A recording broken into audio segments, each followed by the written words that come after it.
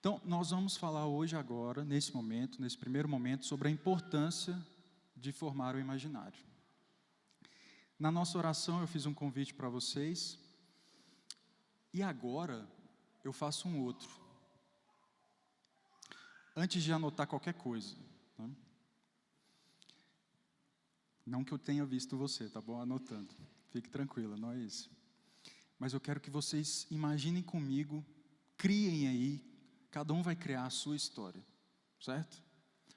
Fechem os olhos. E eu gostaria que vocês imaginassem uma criança.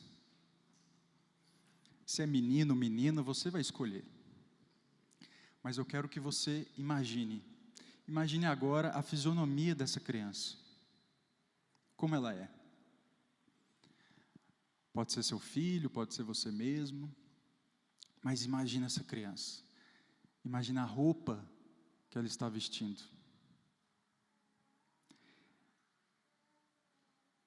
Imagine agora a família dessa criança. Imagine o meio onde essa criança vive. Para você que está chegando agora, estamos fazendo o exercício de imaginação. Feche os seus olhos. Imagine uma criança.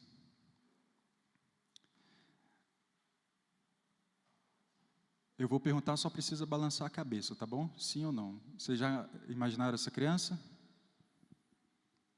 Ok. Agora, essa criança,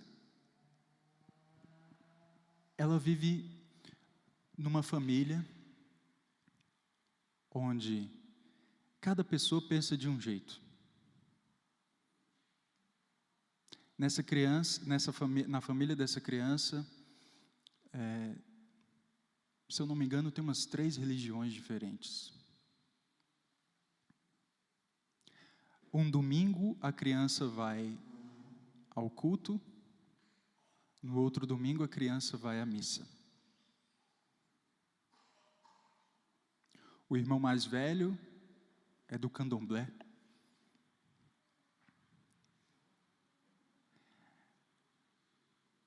Essa criança na escola, nas últimas aulas agora, que ela teve, ela ouviu falar que o sexo é bem prazeroso.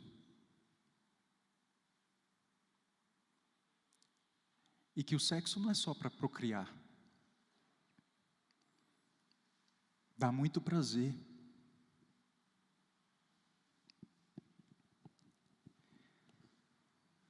Essa criança dificilmente sai de casa. Os pais, quando querem fazer as suas próprias coisas, geralmente dão um tablet para ela ou um celular.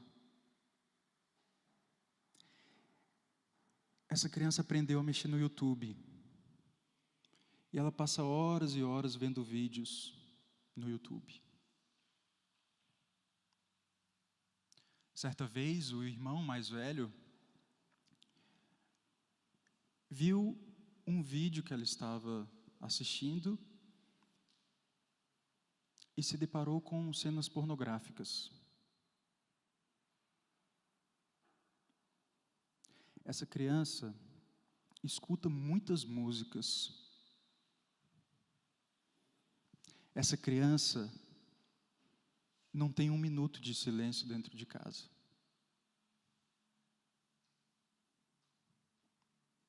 Os pais dessa criança, quando querem voltar para suas coisas de novo, deixam-na assistindo qualquer coisa na televisão. O controle remoto fica na mão dessa criança.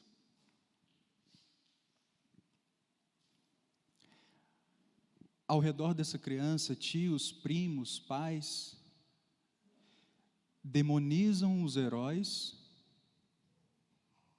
e divinizam os ladrões. Por mais que essa criança vá ao culto e vá à missa, ela ainda não sabe rezar o Pai Nosso.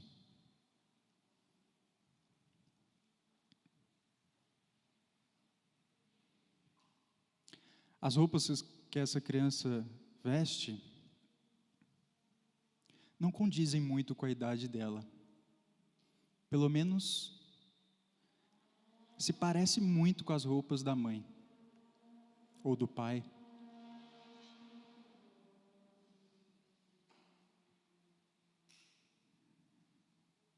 Imaginem a vida dessa criança.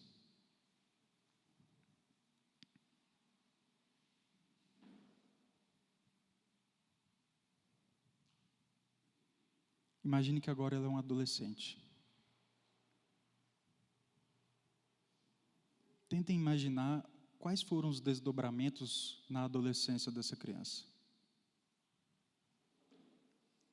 Por acaso, ela conheceu outros adolescentes que passaram por experiências muito similares. As conversas giravam em torno dessas experiências da infância, da pré-adolescência e agora da adolescência.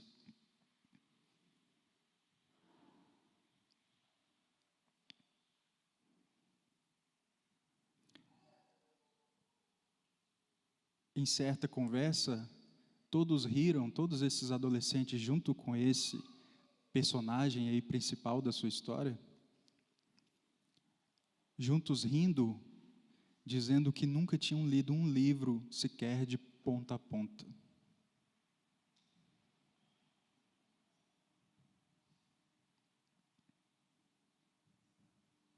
Imagine agora que esses adolescentes foram para a faculdade,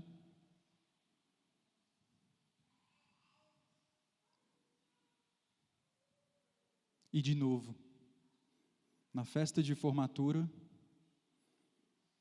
rindo, falaram que de novo não leram nenhum livro de ponta a ponta.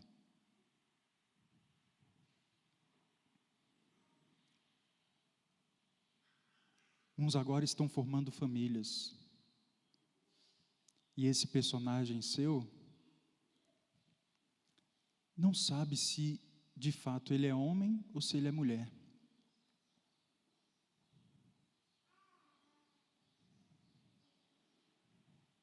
Podemos abrir os olhos. Chega.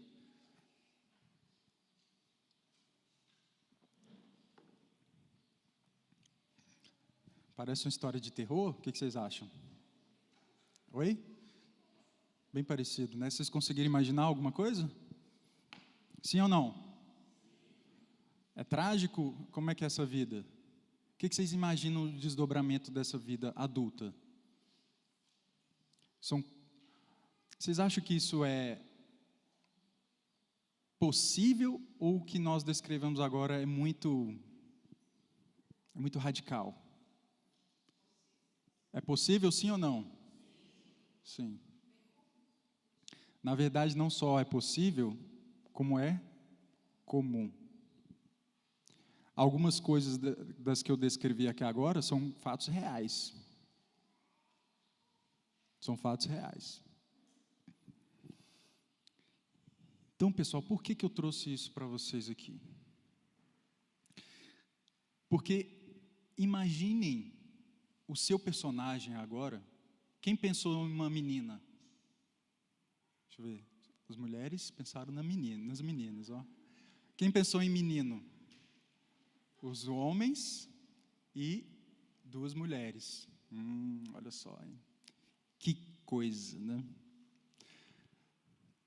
Mas reflete a própria projeção, né? Às vezes a mulher imagina uma menina porque ela também se projeta. E o homem é a mesma coisa, né? Então não tem problema algum. Mas imagine então o mundo interior desse personagem seu, dessa pessoa que você imaginou. Agora, pensa no seu mundo interior. Como é que é o mundo interior que habita em você? Talvez agora não fique bem esclarecido o que seja o mundo interior, então nós vamos ver o que é isso para entendermos a importância da formação do imaginário. Tá? Já dando uma certa noção de que o que nós vamos ver aqui agora não só são sugestões, dicas de como você formar o imaginário. É importante que você entenda o que é o imaginário, ou pelo menos uma primeira aproximação, porque não é um conceito tão fácil de abarcar no primeiro momento, mas também entenda para que você precisa formar esse imaginário. Porque me dizem que eu tenho que formar um imaginário. Como? Ah, faz assim, faz assado, mas onde que eu quero chegar? Onde? É como falar assim, você precisa formar uma criança. Ótimo, como se forma uma criança? Ah, você dá para ela livros, ensina, dá aulas e tal. Isso é suficiente? O que vocês acham? Sem uma finalidade, não é suficiente. Porque cada um vai querer levar essa criança, essa pessoa, para algum lugar diferente. Certo? Então,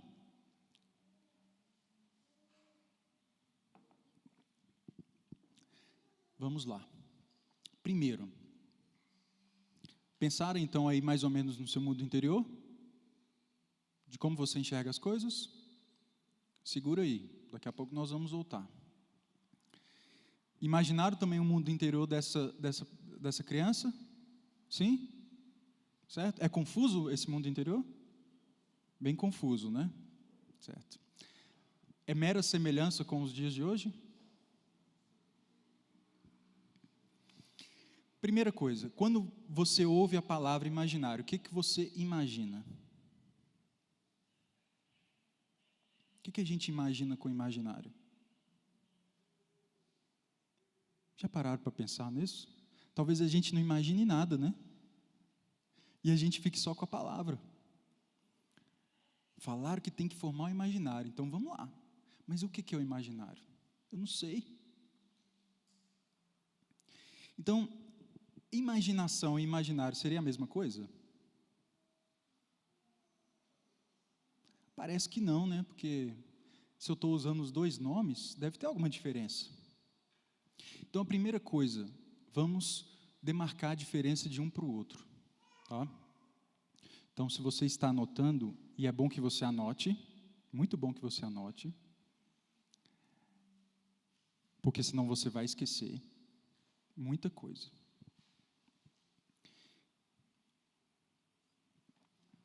Pensa o seguinte, nós temos lá a memória, não é isso? Tudo ok? Por favor, me dê o feedback, sim ou não? Memória. A nossa memória, ela capta, seria um baú que armazena, vou dar aqui imagens concretas para vocês, tá bom? Para não ficar só no abstrato. Então, a nossa memória é aquele baú que armazena o quê? Imagens, né? Vamos colocar imagem, que aí vai significar lembranças, vai significar criações próprias, certo? Imaginações próprias. É um baú de imagens. O que é imaginação? Se a memória é aquela que armazena, aquela que tem uma postura mais passiva, né? Aquela que recebe, a imaginação é aquela que atua. A imaginação é a ação. É a parte ativa, ou seja, aquela que vai pegar essas imagens e vai compô-las umas com as outras. Percebe?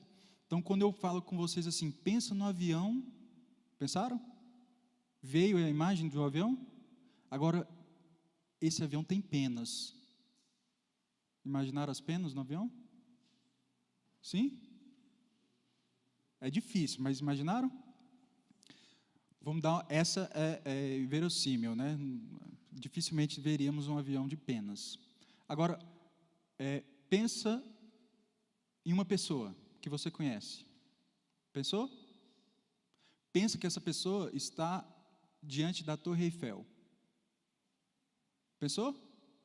Ela está lá agora na muralha da China. Pensou? Consegue fazer? Consegue até pensar ela fazendo uma selfie agora? Você já viu isso concretamente? Você esteve lá com essa pessoa na muralha da China? Você viu isso acontecer? Mas você tinha quais duas imagens? a da pessoa e a da muralha, né? Para quem foi, tem uma coisa mais viva. Para quem ainda não foi, só tem aquela noção, né? Então, a imaginação é aquela que vai compondo isso, né? Eu estou dando aqui uma aproximação bem inicial para que vocês entendam, tá bom? Aí agora, falamos da memória, da imaginação e vem o imaginário. Qual que seria a diferença, né? Vamos lá, o conceito não é simples, né? E ele vai precisar muito da experiência própria de vocês, para que vocês imaginem o imaginário. Por isso que, mesmo na oração inicial, e agora eu estou toda hora pensando, né, como é que é o mundo interior e tal.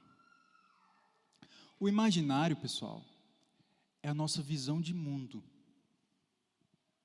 Para ficar bem simples, né? Ou pelo menos para simplificar agora, para depois complicarmos mais, tá bom?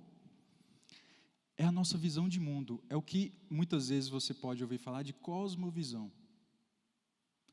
É a sua visão da ordem das coisas. Não que as coisas estejam ordenadas, mas como você olha para as coisas e imagina a ordem delas. Percebe? É como você olhar para a realidade e falar assim, deveria ficar aqui, isso aqui deveria ser assim, isso deveria ser assado. Tá? Já aconteceu isso com você? De você olhar para a realidade e falar assim, isso não está certo. Ou deveria ser assim, deveria ser de outro jeito. Já aconteceu isso com vocês? Sim ou não? Então, o que é o imaginário aí nessa primeira aproximação? É a visão de mundo, é a cosmovisão. É a visão das coisas, da própria realidade. Né? De como você enxerga a realidade, na verdade. E, ainda mais, né, dando uma outra forma de também nos aproximarmos da definição, cada vez melhor, é o conjunto de símbolos que você tem, que você agrega, e esse conjunto de símbolos forma justamente essa visão de mundo, essa forma como você enxerga o mundo. Certo? Então, volto naquela pergunta de como você enxerga o mundo. Como você enxerga o mundo? Pensa o seguinte, lembra que lá na história que nós criamos, que cada um criou, aquela criança vivia numa realidade o quê? Que tinha vários pontos de vista, não é isso? Estão lembrados? Várias religiões, cada um fazia do seu jeito. Para quem está chegando agora, né, só para contextualizar, para vocês não ficarem perdidos. Nos minutos iniciais, nós criamos uma história, cada um criou uma história sobre uma criança que viveu e cresceu num ambiente bastante conturbado. E agora nós estamos tentando absorver um pouco de como é a visão de mundo dessa criança, fazendo também um paralelo com a nossa visão de mundo. Então, vejam, essa criança cresceu num ambiente bastante conturbado, sim ou não, pessoal? A visão de mundo dessa criança foi formada por várias outras visões de mundo, percebem? Então, a visão de mundo dela pega um pouquinho daqui, pega um pouquinho dali, pega um pouquinho daqui. Então, pensem que para uma mesma coisa, para uma mesma realidade, cada um na família poderia fazer o quê? Pensar igual ou diferente? Diferente. Então, cada um enxerga o quê? Uma mesma o quê? Realidade de formas diferentes. E isso hoje, por politicamente correto, seria o quê? Um avanço da sociedade, né? Cada um está enxergando do seu jeito. Só que isso é o quê? Uma destruição da sociedade. Por quê, pessoal? Porque a realidade, ela é uma e não muda. É como se que cor que é essa aqui? Não, é azul. Não é azul? Mas eu quero que seja azul. E aí? Coitado, né? Vive a sua loucura, né? É lógico que com um exemplo desse, ninguém cai, né? Ninguém vai fazer isso. Só que nós fazemos isso com as outras coisas voltadas para a pessoa humana, para a subjetividade da pessoa humana. Então, aquilo que ela pensa, ela pode pensar aquilo que ela quiser, mesmo que ela pense coisas fora da realidade, mesmo que ela haja fora da realidade. Então, por isso que eu peço a vocês que tentem fazer um exame pessoal, primeiro, de como você enxerga a realidade. Porque a nossa visão de mundo, pessoal, tem que trazer cada vez mais o mundo real para nós. O mundo interior, ele tem que se aproximar cada vez mais do mundo exterior. Funciona assim, vou falar para vocês como funciona mais ou menos o modo como nós conhecemos as coisas, para que vocês entendam ainda melhor. Até agora está tudo entendido? Sim? Funciona assim. O homem, ele está na realidade, não é isso? Está no mundo. Deus criou o homem e criou todas as outras coisas, certo? A partir dessas coisas, o homem vai chegar até quem? Deus, tá? Então, Deus deu ao homem a capacidade de conhecer essas coisas. Para conhecendo essas coisas, ele chega até quem? Deus. Então, nós, pelos efeitos, vamos conhecendo as causas. Pelos efeitos da criação, nós vamos conhecendo a causa da criação, que é quem? O Deus, o Criador. Então, Deus, quando cria o homem, ele dota o homem dessa capacidade de olhar para os efeitos e conhecer esses efeitos. E não só conhecer os efeitos, mas conhecer aquilo que está por trás dos efeitos, que é o quê? As causas. Quando eu olho para uma pessoa, eu estou vendo a mãe e o pai dessa pessoa? Necessariamente? Mas eu sei o quê? Que com certeza, pelo menos, né, até agora, graças a Deus, né, tem um pai e uma mãe, né, tirando as particularidades de lado, né? Mas veja que eu consigo enxergar além dos efeitos, não é isso? Das imagens, ok? Então, como isso funciona? A realidade está aqui, e o que me faz tocar a realidade? Os meus sentidos. Quais são esses sentidos? Vamos lá, lembra da aula? Tato, né? Visão. Pronto. Então eu toco, né? Se eu te der um objeto, você com os olhos fechados e tocá-lo, você vai conseguir o quê? Chegar naquela imagem e falar, é isso, né? Não é assim? Você ouve também, é a voz de fulano, né? Isso é um dó, isso é um sol. Essa música é assim, assim, assado. Você toca algo salgado e sente o quê? É isso. Então nós tocamos a realidade com os nossos sentidos. Para aí, não. Tudo isso que os sentidos captam vão formar uma imagem só. Uma imagem. E essa imagem vai ser apreendida por nós. Nós vamos aprender essa imagem. Então, essa imagem, ela ainda é bem material, né? Então, se eu falar assim com vocês, imagine uma laranja, ou imagine uma jaca. O abacaxi é melhor ainda. Já imaginaram o abacaxi? Vocês conseguem imaginar um abacaxi? Conseguem imaginar a textura do abacaxi? Como se vocês estivessem tocando esse abacaxi agora? Conseguem? Consegue perceber que ele está bem... se eu fizer com força, ele vai, né, me machucar. Conseguem chegar a esse ponto? E o gosto do abacaxi? Consegue sentir um pouco do gosto do abacaxi. Quem não gosta do abacaxi, né? Você pode imaginar outra fruta, tá bom? Se você quiser. Mas conseguem chegar no gosto do abacaxi? Sim? Conseguem mais ou menos mensurar o peso do abacaxi? É leve, pesado? Está vendo que vocês, nós todos, temos dados de uma mesma imagem aí? Ou seja, não é só a imagem como se ela tivesse pintada, né? Nós temos peso, nós temos textura. Isso tudo está formado dentro de nós, aprendido dentro de nós. Então,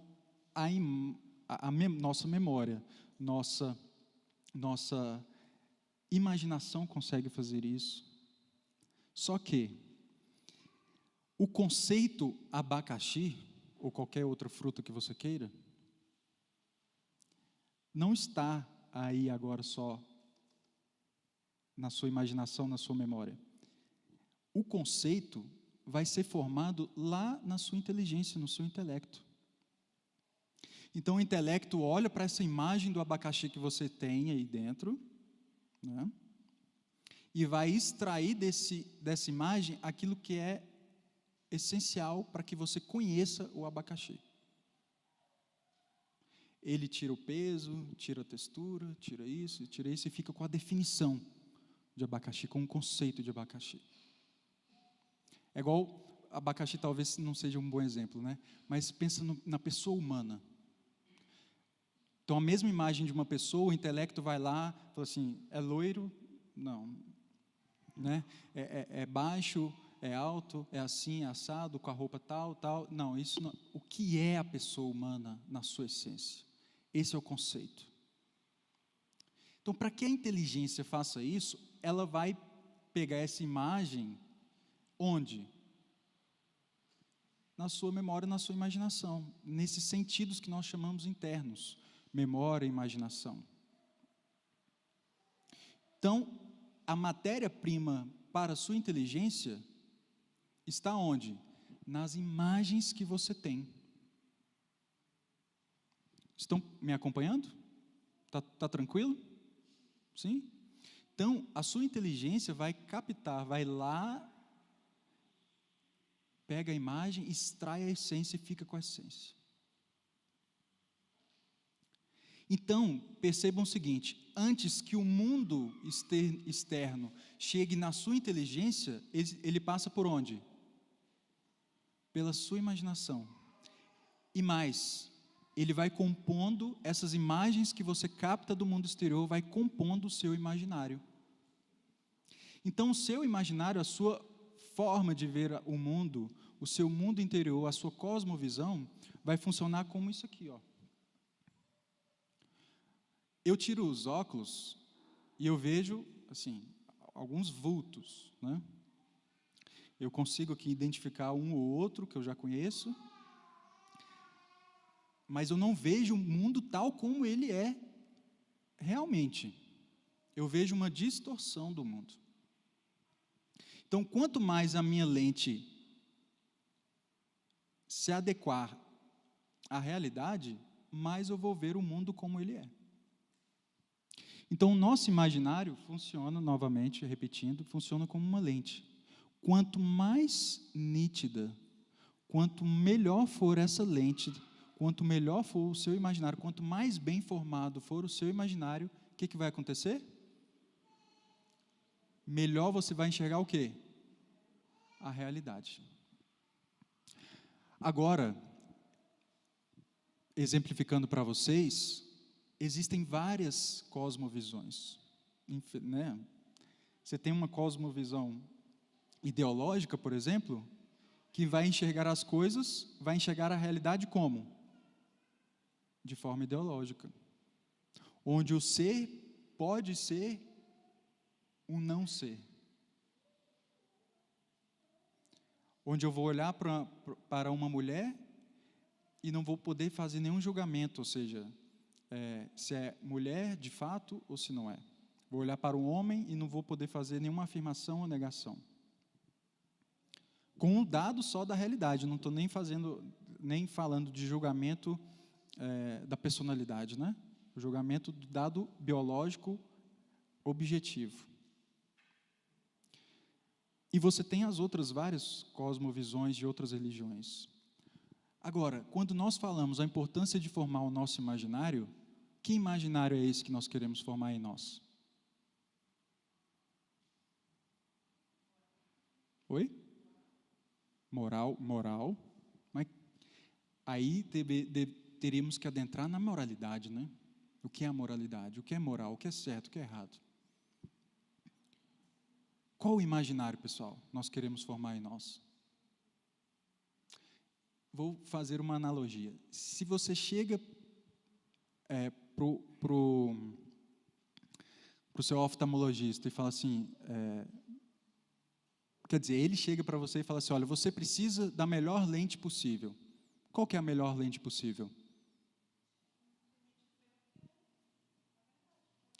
Então, agora eu faço a pergunta de novo. Qual que é o imaginário que nós queremos formar em nós? Oi? O imaginário que melhor vai nos permitir ver a realidade tal como ela é. Entenderam? Qual é a importância? Essa é a primeira importância de formar o imaginário. É fazer uma identificação do meu mundo interior com o mundo real.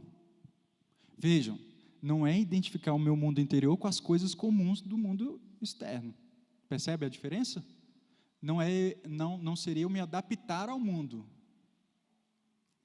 mas seria eu me adequar à verdade presente no mundo. E aqui, para nós, né, não só para nós, mas falo especificamente conosco, né? Nós queremos formar que imaginário, pessoal? O imaginário católico, a cosmovisão católica. Porque é a cosmovisão que vai me permitir enxergar a realidade tal como ela é. Quando Jesus fala, eu sou a verdade, eu sou o caminho e eu sou a vida, ele está formando ali o imaginário dos apóstolos. Porque os apóstolos agora vão filtrar o mundo exterior com que filtro? Jesus Cristo. Porque o caminho é Jesus Cristo, a verdade a que eu quero chegar é Jesus Cristo, a vida que eu quero viver é Jesus Cristo. Esse é o caminho. E Jesus forma o imaginário. As parábolas. Já perceberam as parábolas de Jesus? Estão lembrados? Pensa em uma que você mais gosta. Olha como é que a parábola, que traz uma história bem simples, também vai formar o imaginário daqueles apóstolos. Porque aquelas parábolas vão nos trazer símbolos, e um símbolo é aquele que é um sinal, né? Um sinal é aquilo que serve para conhecer outra coisa, né? Então, os símbolos e os sinais presentes em uma parábola me fazem conhecer várias experiências humanas. Percebem? Então, uma mesma parábola de Jesus consegue penetrar várias realidades humanas. Jesus não poderia dar todos os exemplos para todas as gerações, quer dizer, ele poderia, né? Mas ele não deu todos os exemplos de todas as experiências humanas de todos os tempos da história. Mas ele nos deu parábolas que transcendem o tempo, porque são símbolos que conseguem abarcar várias experiências humanas. Assim como a literatura também nos possibilita também abarcar essas experiências humanas. E ver a realidade tal como ela é, ver o mundo exterior tal como ele é ver a experiência real da natureza, da nossa natureza, da natureza das coisas.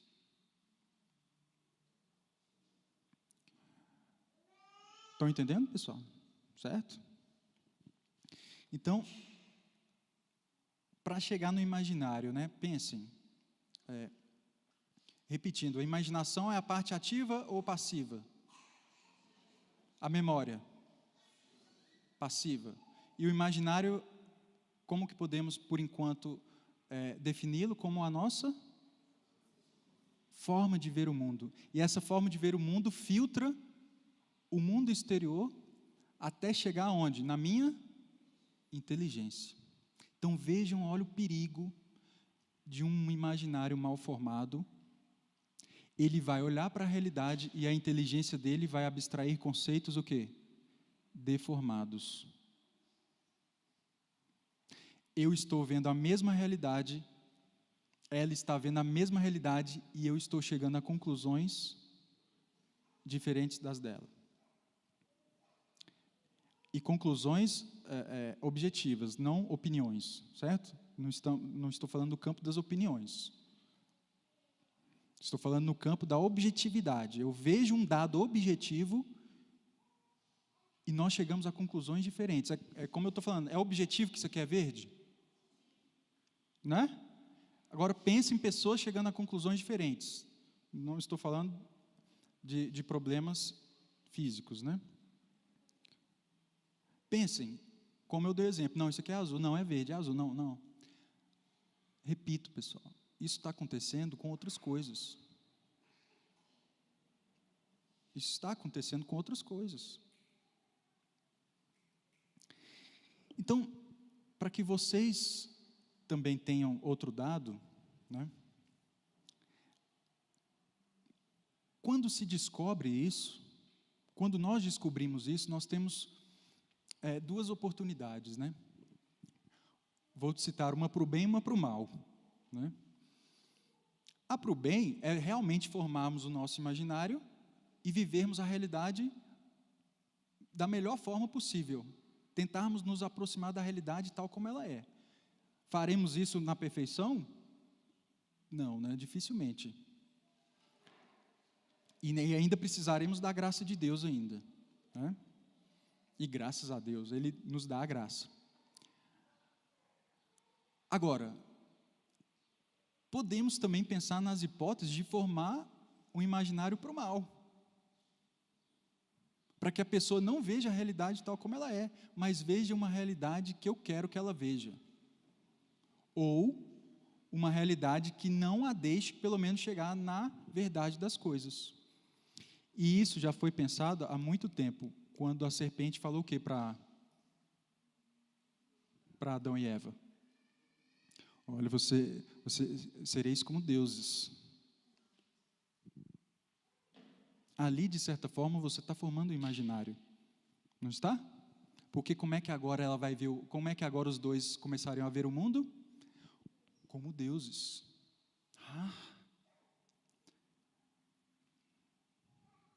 Avançando um pouco no tempo, né?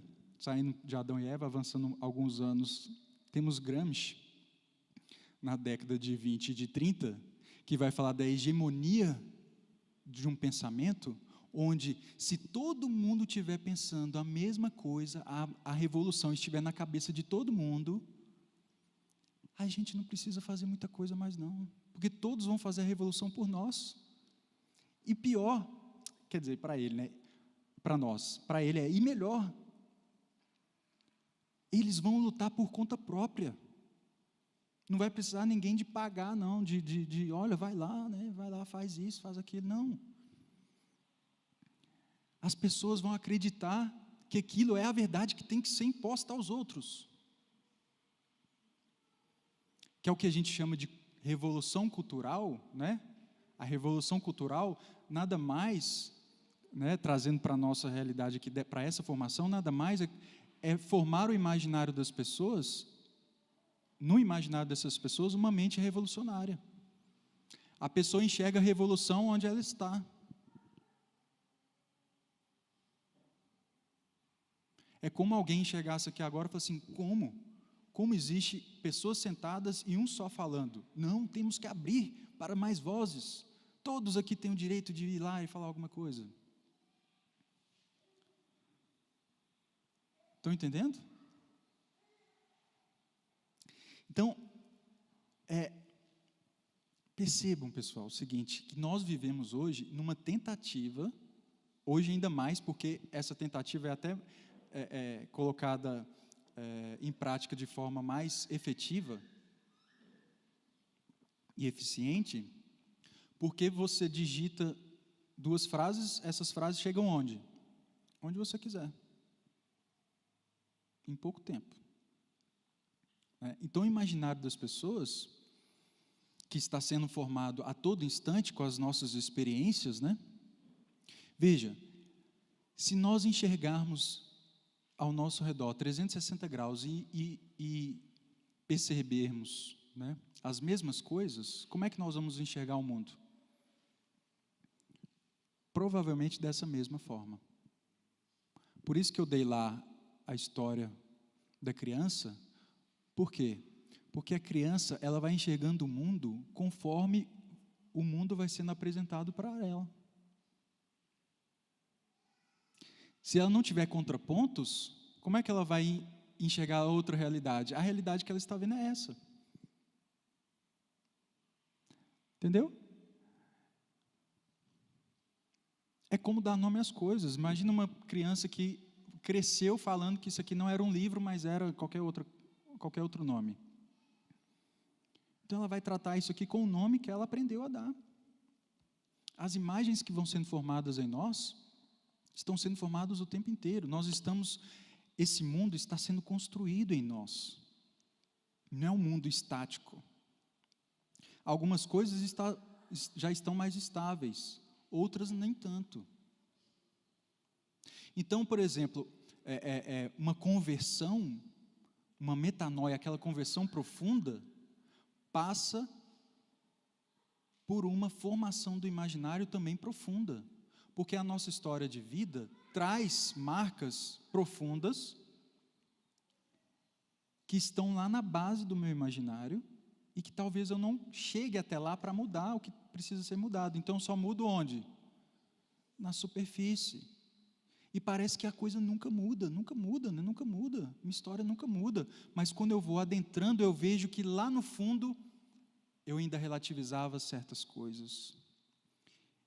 Eu olhava para a igreja, eu sou católico, mas eu não concordo com isso. Como não concordo com isso? Crê em Deus Pai Todo-Poderoso? Não. Crê em Deus Pai, pula. Então você não crê.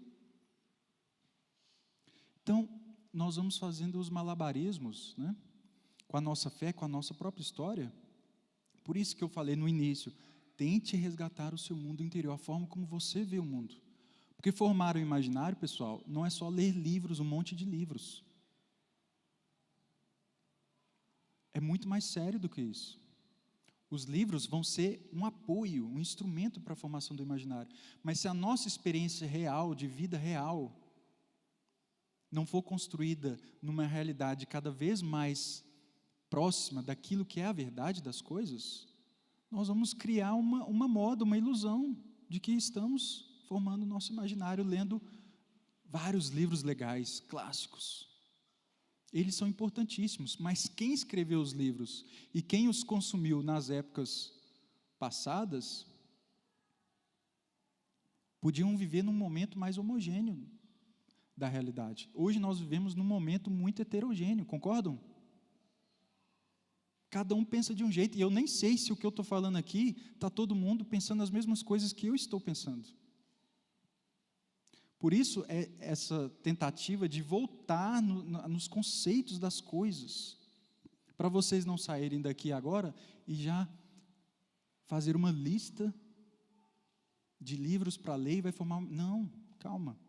Nós precisamos trabalhar nosso mundo interior e os livros vão nos apoiar. Quer ver outra implicação? A nossa linguagem. Percebam o seguinte, para eu falar tudo isso, externar tudo isso que eu estou falando, está vindo de onde? Daqui? As palavras estão aqui? Elas estão onde? Estão na minha mente, né? E a minha mente passa por qual filtro? Por esse filtro do imaginário também. Então, as minhas palavras, as imagens, né? Pensa o seguinte, para cada palavra que eu falo, tem uma imagem associada, né? A forma como nós vemos a realidade, ela é pautada na relação entre o que está fora e o que está dentro. O que está fora é a coisa em si. O que está dentro é o símbolo, certo? É o símbolo. Esse símbolo me aponta para onde? Para a realidade. Então, a palavra que é um sinal, a palavra que aponta para uma realidade, se eu estiver falando alguma coisa e vocês não estiverem fazendo os apontamentos para a realidade, essas palavras viram o quê? Viram nada. Nada, viram um vazio na sua cabeça. É como se eu começasse a falar agora numa língua aqui desconhecida por todos. Vocês iam entender o quê? Nada. Vocês iam só ouvir ruído. Então, nós, nos comunicando em português, podemos continuar chegando a ruídos. Por isso a importância da formação do imaginário e, sobretudo, por isso a importância de juntos formarmos o nosso imaginário, o imaginário católico, o imaginário real das coisas, né? Ou seja, que mais se aproxima das coisas, da realidade tal como ela é. Por isso, visitem aquelas igrejas que têm várias imagens, que têm vários ícones. Já foram, né? Quem já foi aqui, né? Aí você fala assim, para que tudo isso, né? Para formar o imaginário das pessoas. Passa por isso. Para que as pessoas vejam a experiência humana de um santo. Para que veja a experiência humana do pobre. A dúvida do rico de seguir ou não seguir. Experimentar a experiência humana, permitam-me fazer, né, essa colocação, experimentar a experiência humana para cada vez mais abrangermos a nossa experiência. Por exemplo, alguém aqui viveu a Segunda Guerra Mundial? Viveu num campo de concentração? Graças a Deus não, né? Nem idade para isso nós temos, né? Mas vocês já pararam para fazer a experiência de alguém que viveu lá? Pararam para viver a experiência de alguém que viveu no tempo de Jesus e olhou para Jesus?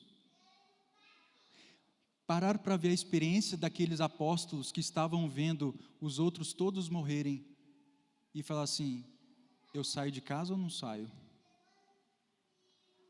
Ou a experiência dos santos, ou a experiência dos papas, ou a experiência dos leigos, ou a experiência do seu vizinho, a experiência do seu marido, a experiência do seu filho.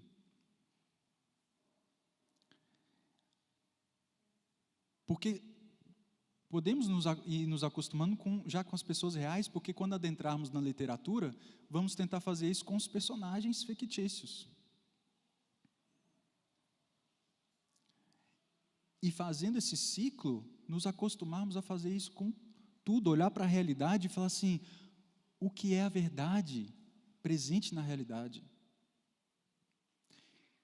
Nos adequarmos juntos, veja, a linguagem, a comunicação, a linguagem serve para quê no final das contas? Para você comunicar o que está dentro de você e isso que está dentro de você chegar aonde? No interior dos outros. E essa linguagem, para ser efetiva, essa imagem precisa se fazer dentro da outra pessoa da forma mais aproximada possível. E isso nós fazemos no ambiente. E isso nós fazemos no ambiente o quê? De um imaginário cada vez mais próximo um do outro, com cosmovisões mais próximas umas das outras. Cada um aqui vai ter um imaginário, porque vai abarcar as experiências humanas, uns mais, outros menos, mas a ordenação dessa experiência humana precisa ter uma finalidade. Por isso, quando colocamos o católico aí, é para nos dar as causas, os princípios e os fins da nossa vida. Bem formar o imaginário, eu estou atrelando ao imaginário um valor até mesmo moral, prático. Ou seja, o que é um imaginário bem formado? É um imaginário que me conduz à realidade das coisas. É um imaginário que, me conduzindo à realidade das coisas, vai me conduzir até quem? até Deus. E esse mundo interior, pessoal, é o mundo em que nós vivemos. Pensa o seguinte, você pode olhar para as pessoas, olhar para as situações e julgar mesmo sem o quê? Sem conhecer as coisas reais, né? É o mundo em que nós vivemos, é o mundo em que eu olho para aquele ali e falo, está cochilando lá, nossa, está vendo? Deve estar chato, ou então não dormiu e tal. Então é um mundo que está aqui dentro, eu estou conversando com esse mundo o tempo inteiro, percebem? Nós estamos conversando com os nossos mundos interiores, vendo a imagem formada lá. E essa imagem precisa se adequar à realidade das coisas. Quando o meu imaginário está mais afastado da realidade, é quando eu começo a viver ilusões.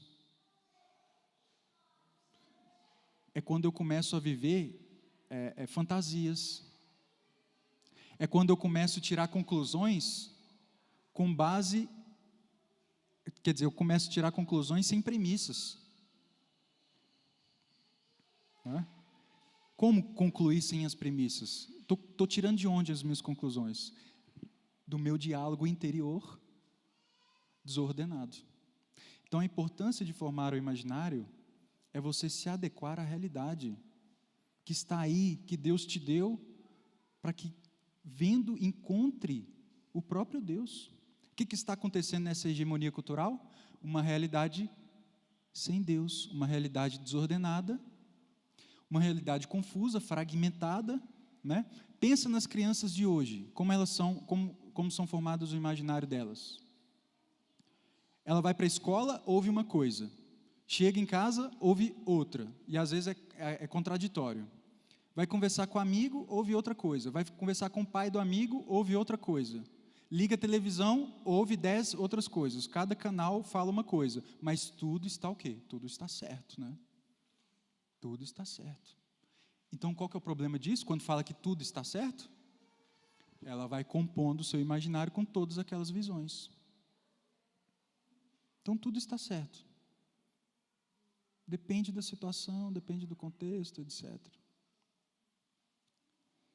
Pensa em nós agora. Não muda, né? Nós vamos no trabalho, ouvimos uma coisa. Vamos na faculdade, ouvimos outra.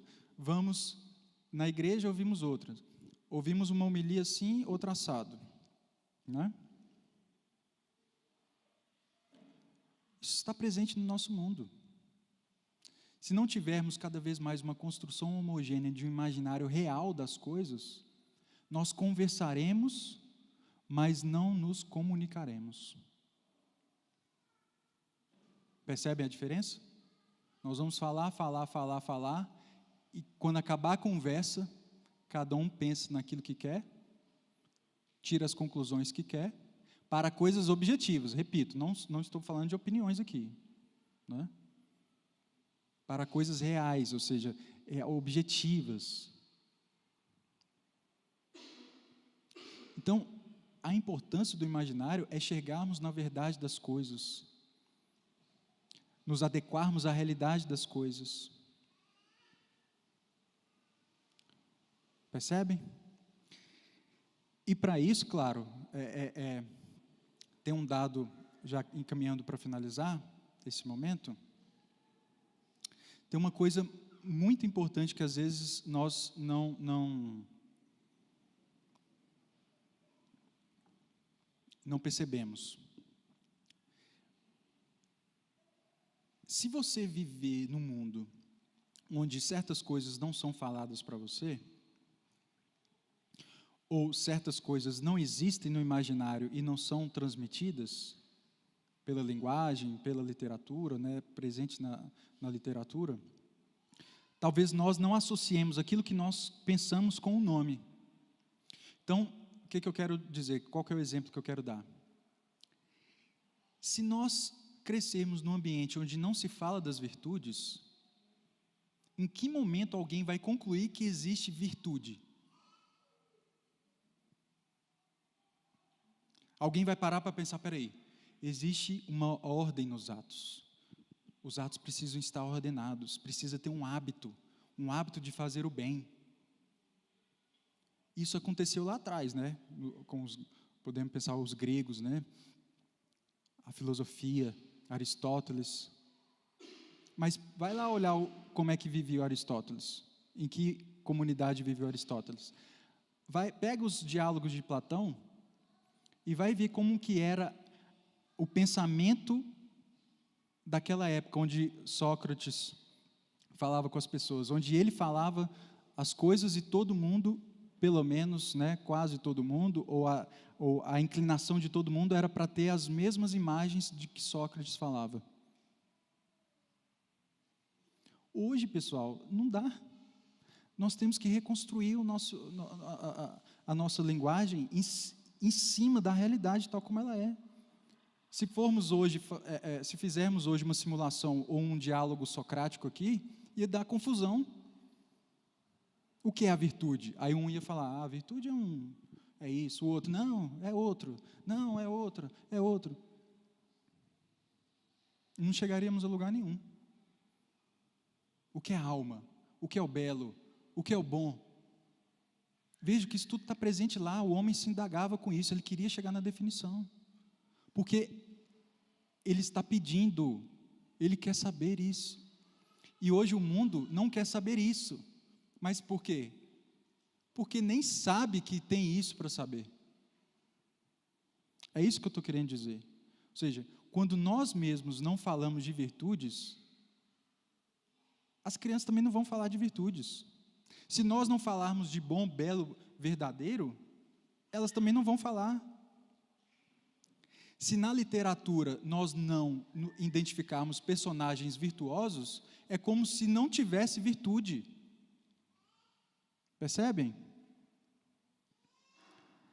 Então, esse é um ponto muito importante, porque imagine o seguinte, que nós, durante toda a nossa vida literária, nós lemos e não nos deparamos com certas virtudes presentes ali no texto, e você viveu boa parte da sua vida sem viver aquelas virtudes que não estavam ali,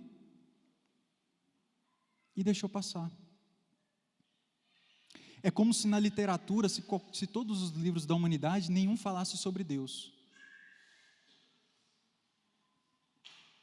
E de repente, Ele está presente, está vivo, é real, nós nunca chegaremos. Pior ainda, é nós nos julgarmos, nos enxergarmos com base nos conceitos errados. Quando eu falo que nós vamos fazer a leitura da realidade usando o nosso imaginário, pensa que essa realidade agora é você. Como você vai se enxergar? Porque vai ser um ciclo, né? Você se enxerga na visão, com a visão do seu próprio imaginário. Então, se você tiver um imaginário hedonista, como é que vai ser? Narcisista? Ideológico? A pessoa ela vai se autorreferenciar com conceitos errados. De forma errada, ela vai se imaginar de forma errada. E ela vai se projetar de forma incoerente com a realidade. Dentro, ela vai se sentir consistente, mas quando ela vai se expor, ela se expõe de forma incoerente com a realidade. Então, um exemplo, né, disso é quando a pessoa fala, eu sou católica, mas faz o quê? Não vive nada do catolicismo. Percebem? Dentro dela é o quê? Eu sou católica. Mas para fora? Não, para fora não tem que ir. Tem que ir à missa. Pensa em outro sacramento. Pensa na confissão. Mesma coisa. Sou católica, mas não preciso. Ou seja, isso está presente, pessoal. Repito, o que vai nos ajudar a formarmos nosso imaginário? Que hoje nós tratamos da importância de formar. Vocês acham importante formar o imaginário? Ficou claro isso? Ficou claro do porquê, do para que temos que formar o imaginário? Sim ou não? Agora como? Como, em outro momento, nós vamos aprofundar. Mas uma sugestão, um conselho, é primeiro fazer a autoanálise de como está o seu mundo interior. Porque se tiver algo que precisa ser reconstruído, mudado, nós precisamos bem formar o seu imaginário. É como se nós víssemos um prédio mal acabado e contratássemos uma empresa para continuar a obra. O que essa empresa teria que fazer, pelo menos, aparentemente? Olhar para ver se não está, o quê? Prejudicada a estrutura, né? Não adianta só continuar para cima e depois pode tudo cair. É a mesma coisa acontece conosco. Nós precisamos saber se a nossa base está bem fundamentada. E o fundamento do nosso imaginário é a realidade. O nosso imaginário tem que se adequar à realidade, não à nossa vontade desgovernada, desordenada. Certo? Entendido? Outro conselho, né? Tentar diminuir cada vez mais a fragmentação da nossa vida. Não quer dizer que você vai fazer só uma coisa. É você tentar ser inteiro naquilo que você faz. Isso também vai ajudar na formação do imaginário. Né? É tentar perceber essas outras cosmovisões para que você não absorva aquilo que contradiz a realidade. Um exemplo, né, poderíamos falar assim, ó, tente evitar as realidades passadas, por exemplo, na televisão. Né? Tentar filtrar bastante a televisão. A ponto de, às vezes, não digo parar tudo, né, para não entrar na liberdade de filho de Deus de cada um, mas filtre bastante, né? Porque ela forma o nosso imaginário todo o tempo. Certo? Entendido? Amém? Glória ao Pai, ao Filho e ao Espírito Santo.